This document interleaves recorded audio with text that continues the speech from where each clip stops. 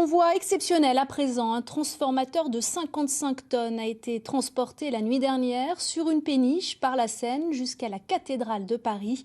2 entreprises lorraines étaient présentes pour coordonner cette manœuvre hors du commun. Christian Mirabeau, Merak Movsisyan.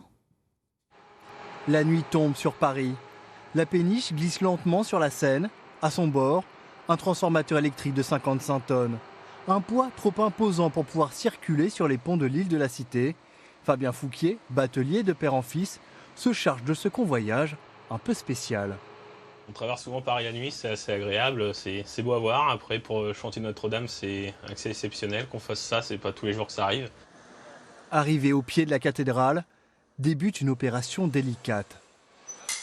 Il faut gruter ce transformateur et le déposer sur la remorque du camion. Un travail de précision qui attire les badauds. Je vois effectivement tout le déploiement technologique pour finalement arriver à un but, c'est de déplacer un gros conteneur à un autre endroit. Je trouve que c'est assez passionnant, ouais.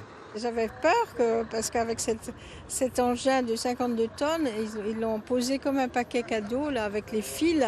Et je me suis dit, oulala, mais c'est trop lourd. Cette énorme boîte est indispensable. Elle va alimenter tout le chantier, les grues, les ascenseurs, les outils, l'éclairage. Un transformateur créé spécialement. Aujourd'hui, on a une puissance qui est vraiment très importante de demander sur le chantier. Et on va dire que les transformateurs catalogues ne répondaient pas à la demande.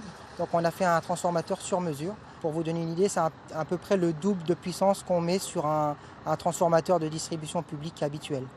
Après un arrêt forcé dû à la pandémie, le chantier de reconstruction de Notre-Dame reprend progressivement. Le démontage tant attendu de l'échafaudage va pouvoir débuter. La cathédrale Notre-Dame devrait retrouver de sa superbe d'ici à 2024.